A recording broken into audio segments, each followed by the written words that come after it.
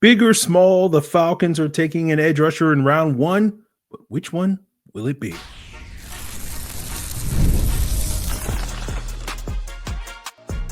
You are Locked On Falcons, your daily Atlanta Falcons podcast. Part of the Locked On Podcast Network, your team every day.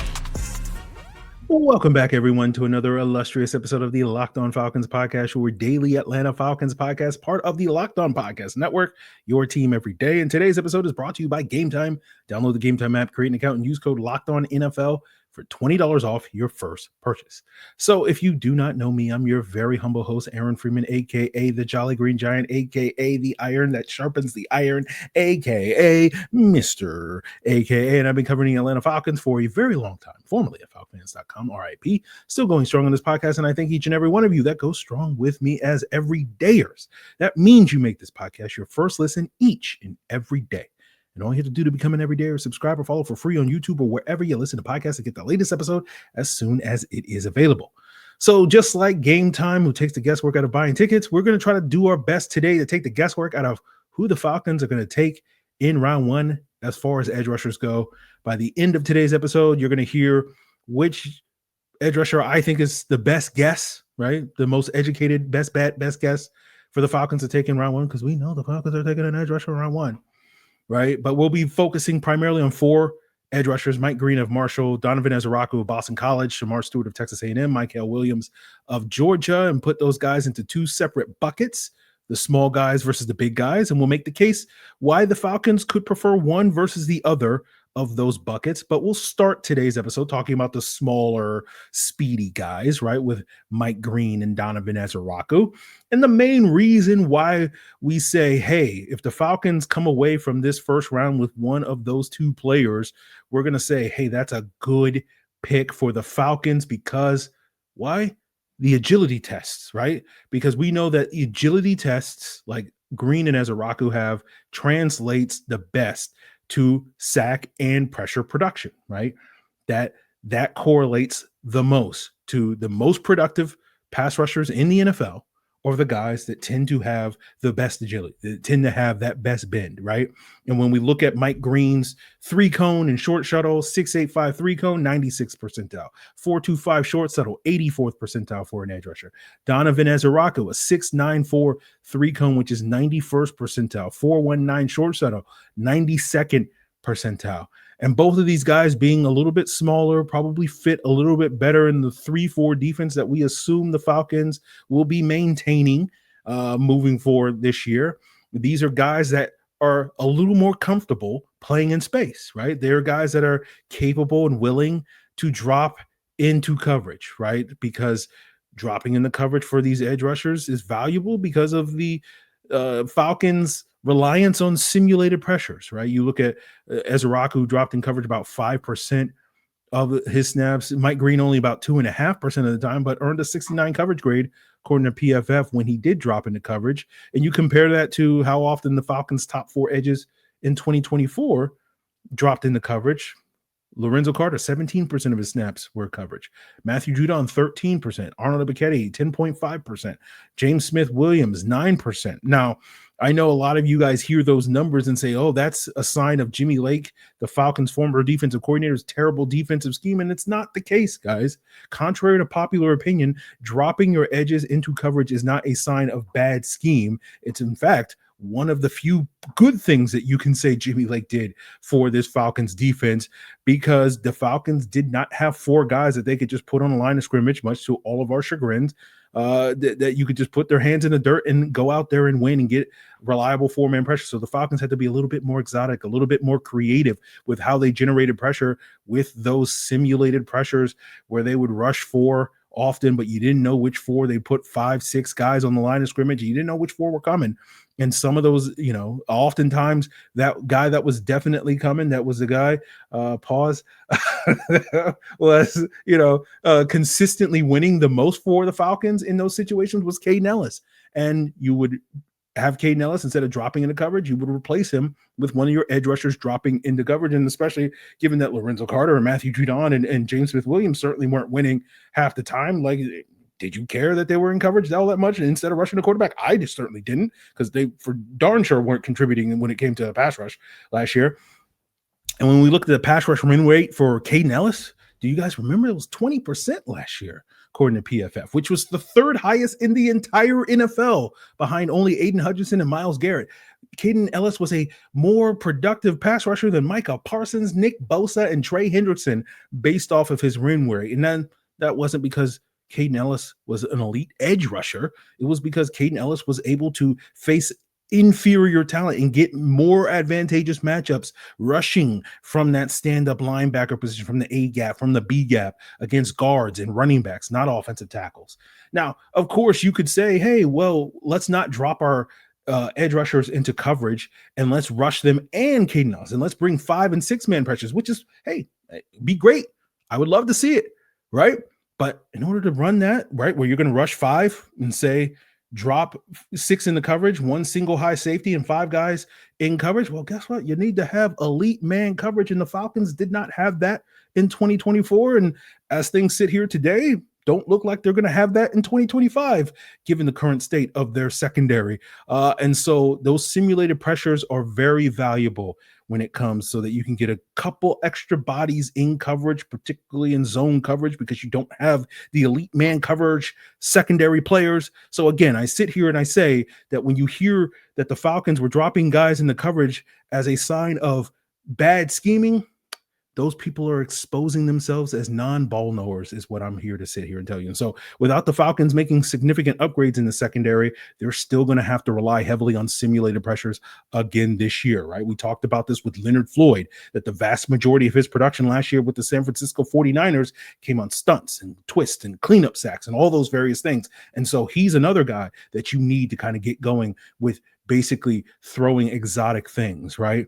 And so given the current configuration of this front, you know, the still over reliance on sims and stunts, guys like Mike Green and Donovan Ezeiruaku fit well, right? One day we believe that the Atlanta Falcons will be able to just basically, hey, we're just going to put 4 guys on the line of scrimmage and get after the quarterback, right? The equivalent of throwing a fastball, right? I mean, throwing that 105 mile per hour fastball where we can just throw heat and you're powerless to stop us, right? But that ain't today, right? The Falcons right now, we don't have that fastball. We have like a 91 mile per hour fastball, and it ain't striking out batters in Major League Baseball.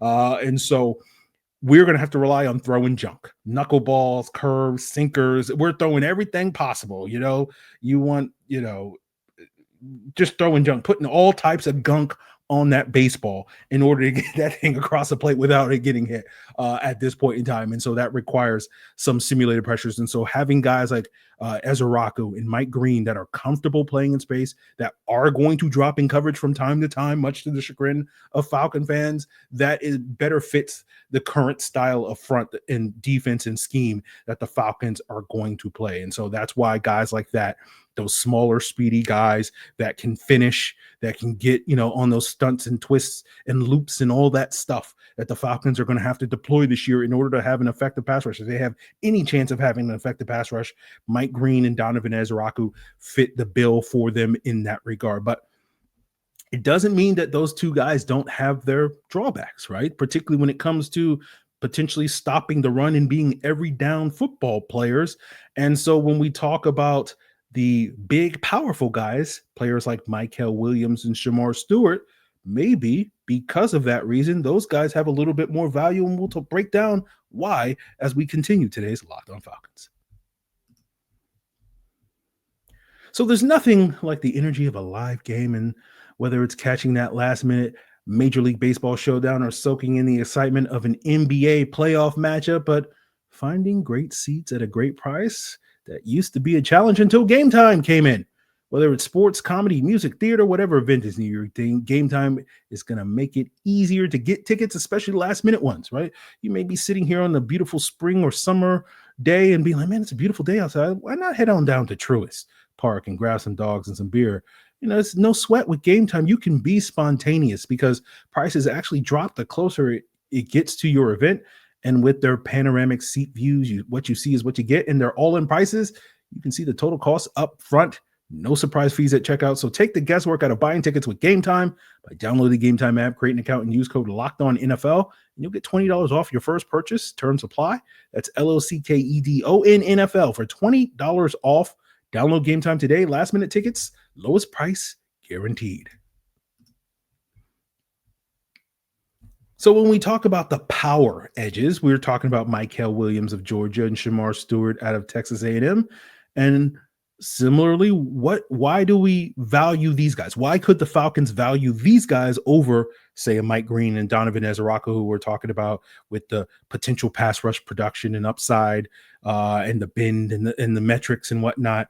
It's like, why would the Falcons spurn guys that are arguably a better scheme fit into what they have in Green and Ezeiruaku, guys that have a little bit more upside when it comes to having that pass rush production, whether it's sacks or pressures? Why would they spurn those guys? Clearly, the Falcons need to maximize that. Well, the reason why you would maybe not value Green and Ezeiruaku as highly as you value Mykel Williams and Shemar Stewart is because we know that power translates. We saw this last year with the impact that Jared Verse had in year one, defensive rookie of the year. We also saw who was the second most effective edge rusher from last year's class in terms of immediate impact. That was not Laiatu Latu with the Indianapolis Colts. It wasn't Dallas Turner with the Minnesota Vikings. It was, in fact, Chop Robinson with the Miami Dolphins, who was quietly the second best edge in last year's class. Now, why were Verse and Robinson the two best? Well, we saw with Verse all day long, all year long, power translates. His power was fully on display, being that disruptive edge rusher, generating 77 pressures last year. And we saw some 50 some odd pressures, if I'm not mistaken, for Chop Robinson. Why? Because Chop Robinson can convert speed to power with that sort of fastball speed rusher. People thought, oh, he's a one-note speed rusher. No, my guys, he can convert speed to power. And I remember seeing Greg Cosell of NFL Films talk about this during the combine, where he was talking about having talked with various offensive linemen that have been making their way down to the OL masterminds, where a friend of the show, Brandon Thorne, puts on every annual year. Was a meeting of the minds for all the offensive linemen so they can get better at their craft. And the thing that those offensive linemen, the actual top brass offensive linemen, they say year in and year out, that gives him the most problems in the NFL, power. That's what they worry about the most. Speed, we'll push you wide of the pocket, right? You're going to sit there and throw all these moves at me? You still got to go through me in order to get to the quarterback. But if you can actually go through me, like Jared Verse can, like Chop Robinson can, that gives you problem. And so that we can argue the power sets the floor for what you are as a pass rusher.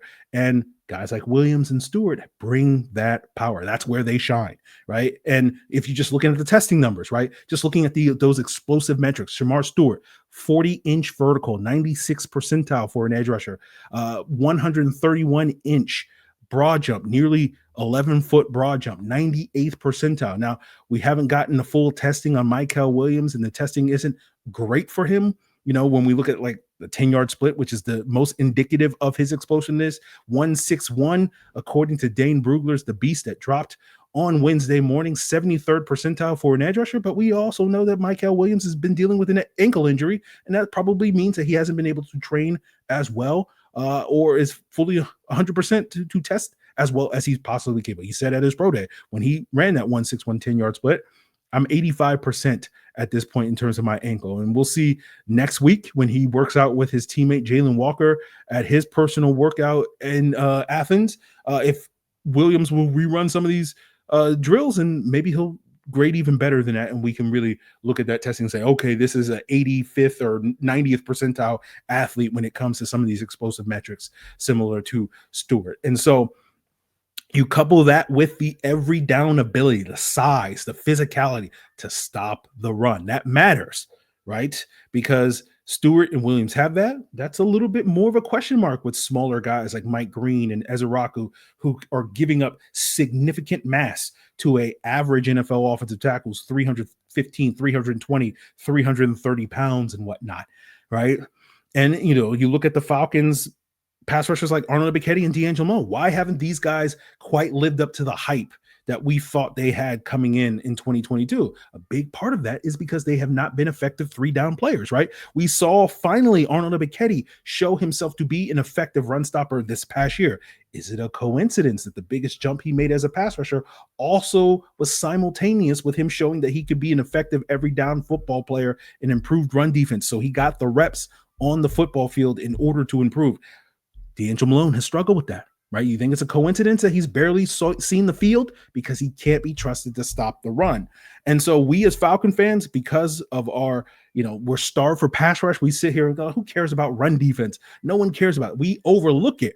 But if you're a defensive coordinator in the NFL, you ask all 32 defensive coordinators, like, what we got to, in order to get to third downs, and we've talked about this all year long with Jarvis Davis when we talk about down and distance. And one of the reasons why this Falcons defense struggled so much in 2024 is because they couldn't stop anybody on first and second downs when it came to the run game, right? And if I put you on the field and you can't do your job on first and second down, why should I put you on the field on third downs? Right. And you look at a player like Mykel Williams, that's really the selling point of Mykel Williams. He is one of the best run defenders in this entire draft class. Shemar Stewart, not so much in terms of the production against the run and the grades against the run, but you're not worried about his ability and his potential to hold up at the point of attack. I think really a lot of his issues against the run are just more mental when it comes to keying and diagnosing plays, but that can be improved and developed in time, right? So it's not a lack of physicality with Shemar Stewart when it comes to the run defense, right? But when we look at speedy guys like Leonard Floyd, like Arnold Ebiketie already on the roster, you couple those with powerful guys like Stewart and Williams, that complements their skill set a little bit better, right? You match speed and power as opposed to speed and speed, right? And, not to mention Williams, Stewart potentially could kick inside and rush from the interior. And that better complements what, Floyd on the outside, AK on the outside, kick Stewart or Williams inside along with Morgan Fox. That seems to be your best combination of four pass rushers. Mykel Williams, about 8% of his pass rush attempts this past year came on the interior. Shemar Stewart, about 9% on the interior. And so that looks like a better combination with the already assembled talent that you have in terms of Stewart and Williams, right?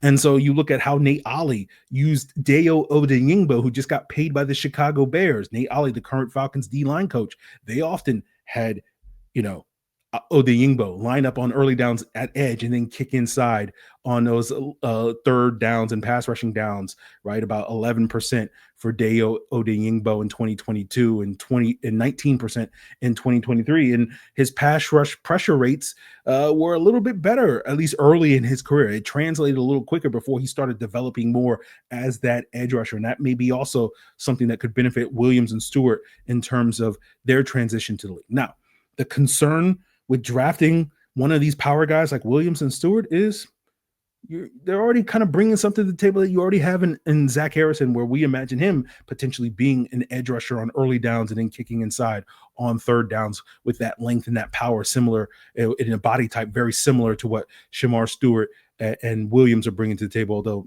Harrison's now like 290 pounds. Stewart was about 270 at his pro day. Williams about 267. So Harrison's a little bit bigger, but what's notable, when Harrison was a little smaller as a pass rusher in college, in that 265, 270 range at Ohio State, he actually was more productive in terms of a pass rush win rate than Stewart and Williams were in the, Harrison in his final year at Ohio State than what Williams and Stewart were this past year.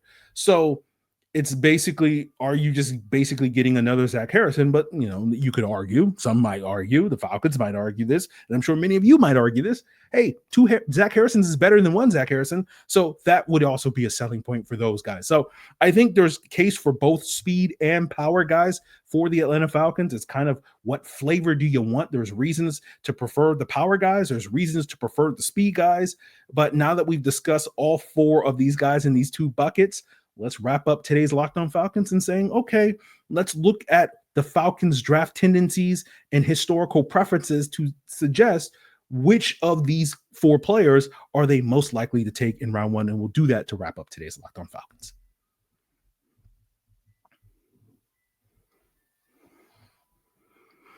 So one of the things I often joke about here on Locked On Falcons is that I use a lot of logic and reason with these draft takes, and the Falcons do not, right? And, you can argue last season, their selection of Michael Penix was a perfect example of the Falcons maybe not being illogical when it came to that pick, but that pick was such a divergence from their draft tendencies in the past, right? Their tendency towards drafting younger players, and then they go out there and draft a 47-year-old quarterback in Mykel Penix. It was one of the reasons why I sat here on this podcast this time last year thinking, oh, Dallas Turner is going to be their preferred edge rusher because he checks a lot of the boxes that they've tended to in round one and with edge rushers in terms of preferring youth when it comes to their first round picks. Kyle Pitts and Drake London and Bijan Robinson were all younger prospects.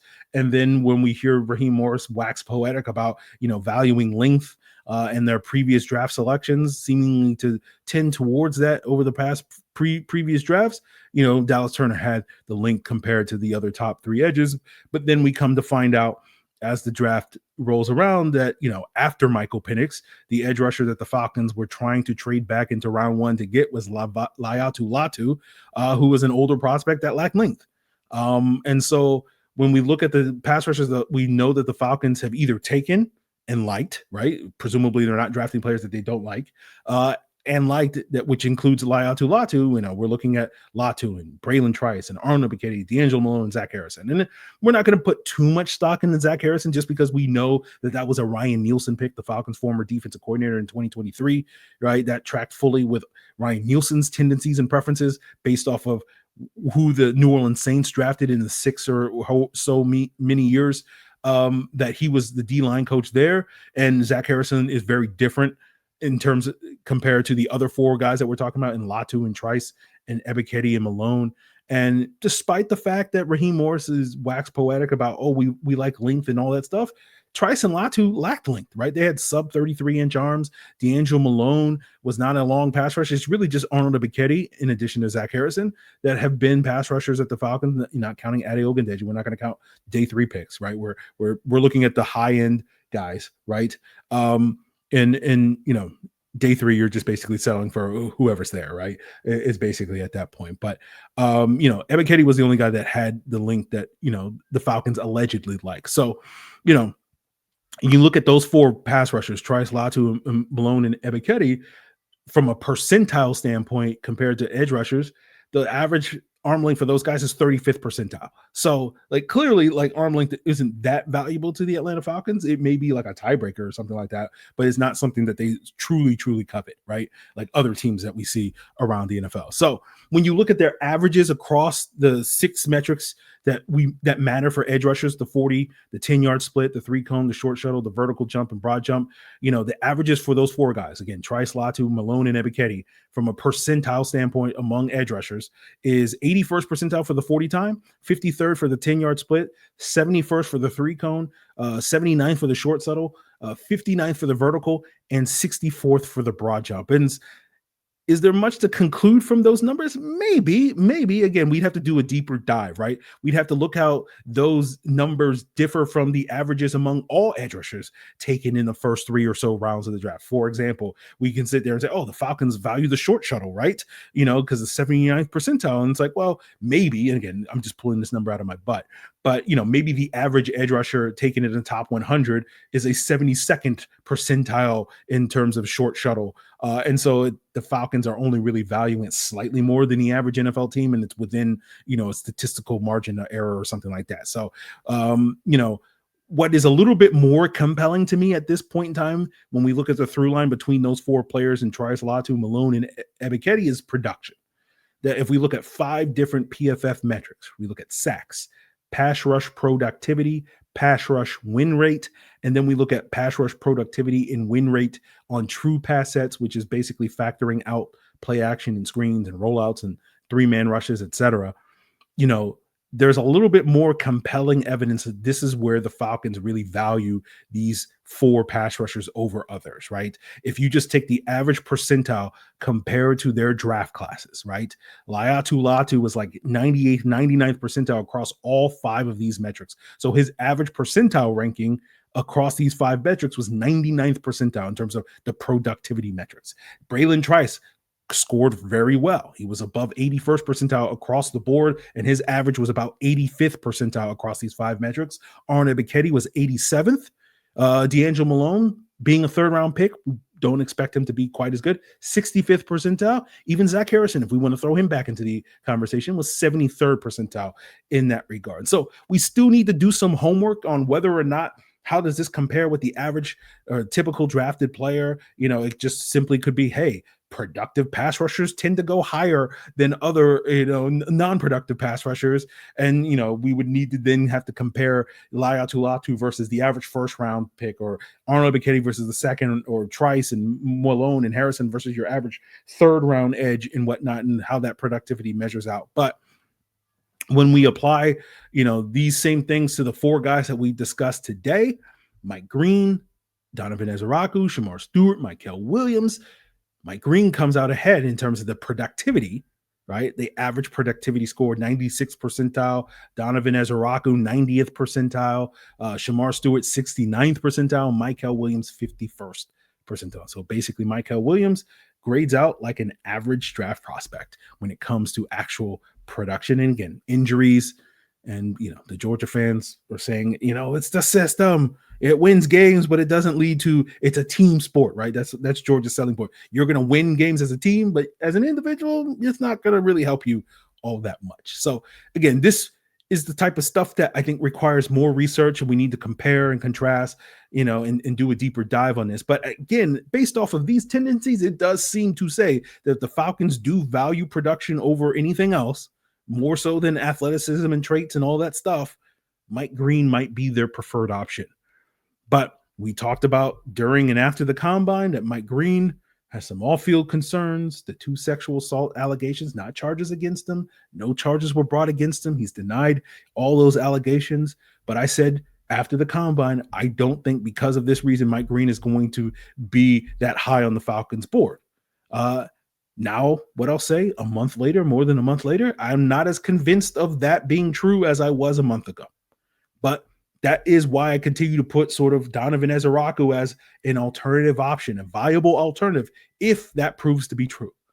That when you look at the production, Ezeiruaku scores really highly, 90th percentile, just right behind Mike Green in terms of production, and arguably against a higher level of competition, right? And you also have the clean character reports with Donovan Ezeiruaku that you don't necessarily have with Mike Green. And we know that the Falcons, with Terry Fontenot, the general manager, is always talking about makeup and makeup and makeup and makeup. So that is a factor. So, there's a reason why we probably haven't heard the Falcons showing that much interest in Donovan Ezeiruaku up to this point, right? Because the Falcons don't really have to do any extra work on Donovan Ezeiruaku like they have to do on Mike Green. So there's no reason, right? I think BC and Marshall's pro day were the same days back in March. And the Falcons went to Marshall's pro day to see Mike Green and not BC's pro day. And a lot of people would just interpret that as, oh, they prefer Mike Green. Maybe they do, but at the same time, the coach and the general manager got to do a lot more work. I got to get more, figure out Mike Green a little bit more, given his background concerns. They don't have to do that, right? Donovan Ezeiruaku is a set it and forget it type of guy. And we've heard some more recent reports that Ezeiruaku is climbing up boards. It's something I've talked about on this podcast a couple of weeks ago with Jarvis Davis. So we'll see how that ultimately plays out. But again, I do feel like Mike Green and Donovan Ezeiruaku are probably your 2 best bets. I'd probably put Green ahead of Ezeiruaku at this point in time. Given, Green probably brings a little bit more power, right? When we talk about, hey, the power element of that, Green has shown a little bit more power in his game tape than Ezeiruaku has up to this point. So that will be also an interesting thing to say. So we sit here on this podcast, I don't sit here and pretend to know what the Falcons want, other than knowing that with 100% certainty they're going to take an edge rusher in round 1. But I think that educated guess and that best bet that you can make in terms, as we sit here today, and again, we're going to do more research. There's still more time, more information to glean here. But I would sit here and say that if I was guessing, plan A for the Falcons at 15 is Mike Green out of Marshall. Plan B is Donovan Ezeiruaku out of Boston College. If one or both of those guys are off the board at pick 15, which is certainly possible, then I guess it's Shemar Stewart, and then if he's gone, then Mykel Williams, and if he's gone, then I guess then we're talking about trading back. So, and speaking of trading back, that is something that I want to talk about potentially tomorrow with our guest Jarvis Davis of Locked On Sports Atlanta about how the Falcons may not be as willing to trade back if the goal is to take an edge rusher, again, depending on how the board falls, because 3 out of the 4 teams picking immediately after the Falcons, the odds sit here today that they're likely to target or potentially going to target a pass rusher with their first round pick. And so if the Falcons do decide to move back in this draft, they may miss the mark on their guy. But again, should multiple edge rushers go before the Falcon draft, that makes it a little bit easier because then those teams are probably not going to take an edge rusher because all the good ones are gone at that point in time. But it is one of those things that I think is worthy of a deeper discussion. So that will be in store for you tomorrow on Locked On Falcons. Continue to make us your first listen by subscribing or following for free on YouTube or wherever you listen to podcasts. And of course, for your second listen, check out the Locked On NFL Draft podcast, where Keith Sanchez, Damian Parson are giving you the lowdown on all the best players in the 2025 draft class. It's all part of Locked On Podcast Network, your team every day.